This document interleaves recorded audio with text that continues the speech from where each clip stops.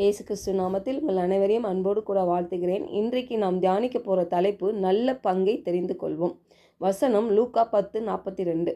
தேவையானது ஒன்றே, மரியாள் தன்னை விட்டெடுபடாத நல்ல பங்கை தெரிந்து கொண்டாள் என்றார். எல்லாருக்குமே இந்த சாப்டர் தெரியும் பாருங்கள், மார்த்தாள் மரியாள் பற்றி இல்லையா? மார்த்தாள் அநேக காரியங்களில் அவள் ஈடுபட்டு தன்னை பிஸியாக்கியிருக்கிறாள். ஏன்னா இயேசு கிறிஸ்துவை நல்லா உபசரிக்கணும், அவருக்கு நல்ல விருந்து பண்ணி கொடுக்கணும்னு ஒரு நல்ல மனப்பான்மையில் தான் அவள் உபசரிக்கணும்னு நினைக்கிறாள். இதே மரியா என்ன பண்ணுறான்னா, எல்லாத்தையும் தூக்கி போட்டுட்டு இயேசு கிறிஸ்து பாதத்தில் அமர்ந்திருந்து அவள் அவருடைய பிரசனத்தை நாடுறதுக்கு அவள் முதலிடம் கொடுக்குறாள். பாருங்களேன், அநேக பெண்களுக்கு ஒரு காரியம் ரொம்ப பிடிக்கும். என்ன தெரியுமா? நல்லா சமைச்சு கொடுக்கணும்னு சொல்லி ரொம்ப ஆர்வமாக செய்வாங்க. நம்ம நல்லா சமைச்சு மற்றவங்க நல்லா நம்மளை பாராட்டணும், அவங்கள நல்லா உபசரிக்கணும். அந்த மாதிரி அவங்க மனப்பான்மையில் அவங்கக்கிட்ட இப்படியாக அன்பு செலுத்துவாங்க பாருங்கள். அந்த கண்ணோட்டத்தில் தான் இந்த மார்த்தா செய்திருப்பான்னு நான் நினைக்கிறேன். பாருங்கள், இந்த மரியாளோ கர்த்தருடைய பிரசனை தான் ரொம்ப முக்கியம்னு சொல்லி அவருடைய பாதத்தில் அமர்ந்திருந்து அவர் பேசுகிற ஒவ்வொரு வார்த்தையை கவனித்து கொண்டு இருக்கிறார். மார்த்தாலோ கர்த்தருடைய பிரசனத்தை விட கர்த்தருக்கு ஏதாவது செய்யணும், அவர் கிரியையில் கர்த்தருக்கு நான் கிரியை மூலமாக அவரை நான் பிரியப்படுத்தணும், நான் ஏதாவது செய்யணும்னு சொல்லி மும்முரமாக செயல்பட்டு கொண்டு இருக்கிறார். இன்றைக்கு அநேக நம்ம சுய கிரியையினால் தேவனை பிரியப்படுத்துறதுக்காக என்னென்னவோ செய்துட்ருக்கோம் இல்லையா? கர்த்தரை பெருசாக பார்க்குறதுல தான் அவர் பிரியப்படுகிறார். அவருடைய வார்த்தை என்ன சொல்லுகிறது, அவருடைய வார்த்தைக்கு நம்ம செவி சாய்க்கிறது, அவருடைய வார்த்தையை கேட்க கேட்க கேட்க இருதயத்தில் விசுவாசம் வரும் பாருங்க. ஸோ இதில் பிரியப்படுகிறார் தேவன், அதுதான் அவர் வாஞ்சிக்கிறார் பாருங்க. அதனால தான் இந்த இடத்துல மரியாளை பார்த்து சொல்லுகிறார், தன்னை விட்டு எடுபடாத நல்ல பங்கை தெரிந்து கொண்டால். இன்றைக்கு அநேகர் பல பல காரியங்களில் ஈடுபட்டு கொண்டு இருக்கிறோம். பாருங்கள், கர்த்தர் தான் நம்மளுக்கு பலன் கொடுக்குறார் இல்லையா? அதில் சந்தேகமே இல்லை. ஆனால் நாம் எப்படி அவரை பிரியப்படுத்துகிறோம் என்பதை பார்க்கலாம். நம்மில் அவர் எப்படி பிரியமாக இருக்கிறார், நான் எப்படி அவரை அறிந்து கொள்ளணும், அவர் எப்படி எனக்காக அவர் என்னெல்லாம் செய்திருக்கிறார், என்னென்ன நன்மைகள் செய்திருக்கிறார், என் மூலியமாக என்னென்ன திட்டங்கள் அவர் முன்குறித்து வைத்திருக்கிறார். அப்போ அதெல்லாம் நான் அறிந்து கொள்ளணும்னா அவரை நான் பெரிதாய் தெரிந்து கொள்ளணும். எப்படி தெரிந்து கொள்ள முடியும்? அவர் வார்த்தையை தியானிப்பதன் மூலம், பிரசங்கங்களை கேட்கறது மூலம், இயேசு கிறிஸ்துவை பற்றி பெருசாக பார்த்து பிரசங்கம் பண்ணுறாங்கப்பாங்க. அந்த வார்த்தைகளை கேட்குறது மூலமாக தான் நம்ம பெற முடியும். இயேசு கிறிஸ்து புதிய ஏற்பாட்டில் பார்த்தீங்கன்னா ஒரு வார்த்தையை அடிக்கடி சொல்வார். அவர் பிரசங்கம் பண்ணுறதுக்கு முன்னாடி, கேட்குறதற்கு காது உள்ளவன் கேட்க கடவன் அப்படின்னு சொல்வார். ஏன்னா நீ கேட்க கேட்க கேட்க தான் உனக்கு விசுவாசம் வரும். நீ கேட்க கேட்க தான் கர்த்தருடைய வசனம் உன் இருதயத்தில் பதியும். அந்த ஆவிக்குரிய வாக்கு தத்தங்கள்லாம் உன்னுடைய மாம்சத்தின் வழியாய் வரணும்னா நீ கேட்டுக்கொண்டே இருக்கணும். அதுதான் அவருடைய விருப்பம் பாருங்க. அதுதான் இந்த இடத்துல மரியா பண்ணியிருக்கிறா. கேட்கறதுக்கு அவர் முதலிடம் கொடுக்குறா, பிரசன்னத்தை தேடுறதுக்கு முதலிடம் கொடுக்குறா. பாருங்க, இன்றைக்கு அநேகருக்கு தேவனுடைய வார்த்தைகளை கேட்டுருக்குறோம் இல்லை, வசனங்கள் படிக்கிறோம்.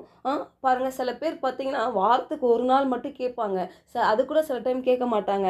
அப்போ அவங்க இருதயம் எப்படி இருக்குன்னா, இந்த மாதிரி மார்த்தாள் போல தான் பாருங்க, நிறைய வேலைகள் செய்து செய்து அலுப்பாயிருக்கும், ஒரு திருப்தி இல்லாத ஒரு இடத்துல இருப்பாங்க, ரொம்ப கவலைக்குள்ளாக போயிடுவாங்க, சோர்ந்து போயிடுவாங்க. ஆனால் இந்த மரியாள் பாருங்க, இயேசு கிறிஸ்து பேசுகிற வார்த்தைகளை கேட்கறதுக்கு அவ இருதயத்துக்கு முதலிடம் கொடுக்குறா. அப்போ நம்ம கேட்டுக்கொண்டே இருக்க வேண்டும் என்று தான் தேவன் விரும்பி கொண்டு இருக்கிறார். நம்ம இன்றைக்கு அநேக நம்ம காரியங்கள் ஏன் சில டைம் வெறுமையா இருக்கு, ஏன் நம்ம கவலைப்படுகிறோம், ஏன் நம்மளுக்கு பலவீனங்கள் வருது, ஏன் நம்மளுடைய வாழ்க்கையில ஒரு திருப்தி இல்லாத ஒரு சூழ்நிலையில நம்ம போயிட்டு இருக்கோம், ஏன் நம்மளுக்கு சமாதானம் இல்லாத ஒரு நிலையில நம்ம இருக்கிறோம், எவ்வளோ தேவைகள் இருந்து கொண்டே இருக்குதே, இதுல இருந்து எனக்கு ஒரு விடுதலையே இல்லையா, அநேக குழப்பங்கள் இருக்குதே, போராட்டமா இருக்குதே. இதுக்கெல்லாம் ஒரே காரணம் என்ன தெரியுமா? அவருடைய வார்த்தையை நம்ம தொடர்ந்து கேட்கறது கிடையாது. அவர் வார்த்தை மேல நம்ம விசுவாசம் வைக்கிறது இல்லை. பாருங்க, இஸ்ரவேல் ஜனங்க இப்படிதான் பாருங்க, தேவன் செய்த அற்புதத்தையும் அடையாளங்களையும் பார்க்குறாங்க. அவங்களுக்கு நிறைய சுவிசேஷங்கள் சொல்லப்பட்டது. இயேசு கிறிஸ்து ஒரு மகா பெரிய தேவன் என்று அவர் தன்னையே வெளிப்படுத்தினாரு. ஆனால் அந்த ஜனங்கள் அவரை பார்த்தோம், அந்த டைமில் மட்டும் விசுவாசித்து மற்ற டைமில் அவர் சொன்ன வாக்கு தத்தத்தை அவங்க விசுவாசிக்காம போயிட்டாங்க. அதை எபிரேயர் 4:2 நம்ம பார்க்கலாம் பாங்க. ஏனெனில் சுவிசேஷம் அவர்களுக்கு அறிவிக்கப்பட்டது போல நமக்கும் அறிவிக்கப்பட்டது. கேட்டவர்கள் விசுவாசம் இல்லாமல் கேட்டபடியினால் அவர்கள் கேட்ட வசனம் அவர்களுக்கு பிரயோஜனப்படவில்லை. இன்றைக்கு அதே மாதிரி தான் நமக்கும் பாருங்க, சுவிசேஷம் நம்மளுக்கு அறிவிக்கப்படுது, படாமல் இல்லை. நம்ம தொடர்ந்து அதில் நிலைத்திருக்கிறோமா, சார்ந்து இருக்கிறோமா? ஏன்னா அவர்களுக்கு அறிவிக்கப்பட்டது போல தான் நமக்கும் அறிவிக்கப்பட்டிருக்குது. தேவன் இன்னைக்கு அநேகருக்கு விடுதலையை கொடுக்கிறார், சுகத்தை கொடுக்கிறார், அற்புதத்தை செய்கிறார். எவ்வளோ அற்புதமான தேவன். அப்போ நம்ம கேட்குற காரியங்கள் விசுவாசம் இல்லாமல் இருக்கிறதுனால தான் சில வாக்கு தத்தெல்லாம் நமக்கு பிரயோஜனம் படவில்லை என்று இந்த எபிரேயர்ல நம்ம பார்க்கிறோம். அதே தான் அன்றைக்கு இஸ்ரவேல் ஜனங்க அதே காரியம் தான் நடந்தது. அவங்களுக்கு தேவனே வெளிப்படுத்தினாரு. அநேக அற்புதங்கள் அதிசயங்கள் அவங்க பார்த்தாங்க. ஆனால் அந்த டைமில் விசுவாசித்தாங்க. அதுக்கப்புறம் பார்த்தீங்கன்னா அவரை விசுவாசிக்கல. அந்த தேவனை பெருசாவே அவங்க பார்க்கல. இதே காலேபும் யோசுவாவும் பார்த்தீங்கன்னா தேவனை பெரிதாக பார்த்ததுனால தான் பாருங்க அவர் சொன்ன அந்த வாக்குத்தத்தத்தை அவங்க விசுவாசித்தார்கள். மிச்ச 10 பேர் பாருங்க அவங்க விசுவாசிக்கல. ஏன்னா அவங்களுக்கு பயம் வந்துருச்சு. இருக்கிற அந்த ஜனங்களை பார்த்து இவங்கெல்லாம் பலசாலிகள், நம்மளாம் வெட்டுக்கிளிகள் போல இருக்கிறோம்னு சொல்லி ஒரு பயம் இருந்தது பாருங்க. அவர்களுக்கு கொடுத்த தேவன் கொடுத்த அந்த வாக்கு தத்துவம் அவங்களுக்கு அது நிறைவேறாம போயிடுச்சு. காரணம் அவிசுவாசம், நம்பிக்கை இல்லாத ஒரு காரியம், நிலைத்தில்லாத ஒரு நிலைமை. இன்றைக்கு அதே தான் தேவன் நம்மோடு இடைப்பட்டு கொண்டிருக்கிறார். நம்ம நிலைத்திருக்க வேண்டும் என்று விரும்புகிறார். நம்ம மேலே வைத்திருக்க திட்டம் நிறைவேற வேண்டும் என்றால் அவரோட நம்ம சார்ந்து இருக்கணும். அவருடைய வார்த்தைகளை தொடர்ந்து கேட்டுக்கிட்டே இருக்கணும்.